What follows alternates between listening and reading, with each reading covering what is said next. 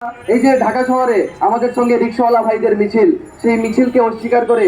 এক নতুন বাংলাদেশ গড়ার মিশনে আমরা আগাতে পারবো না। তাই আমাদের কথা ছিল,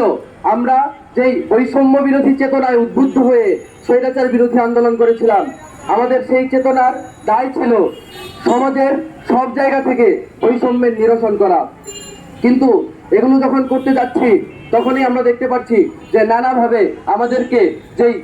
ঐতিহাসিকভাবে আমরা ডিভাইড অ্যান্ড রুলের শিকার হয়েছি সেই কলোনিয়াল এরা থেকে,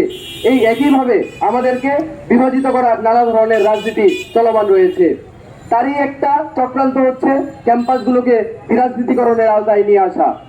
বন্ধুগণ, আমরা বলতে চাই, গত 15 বছর যাবৎ এই যে ফ্যাসিস্ট রেজিম, এই ফ্যাসিস্ট রেজিমের বিরুদ্ধে যারা প্রতিবার মাইক তুলে নিয়েছে হাতে, যারা প্রতিবার তাদের গুটি কয়েক জমায়েত নিয়ে এই টিএসসিতে, এই রাজু ভাস্কর্যের পদদেশে এই পুরো ক্যাম্পাসময় স্লোগানে স্লোগানে উত্তাল করার সাহস দেখিয়েছে, স্পর্ধা দেখিয়েছে, তাদের রাজনীতি করার অধিকার কেড়ে নেওয়ার আপনারা কেউ না। আজকে যারা সাধারণ শিক্ষার্থী পরিচয়ে বলতে চাইছেন যে ক্যাম্পাসগুলো থেকে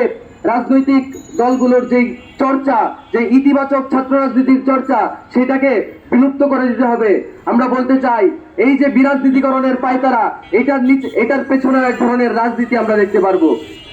আমরা যদি লক্ষ্য করি, গত 2 দিন আগে আমাদের ফজলুল হলে যে ঘটনাটা ঘটলো, সাধারণ শিক্ষার্থীরা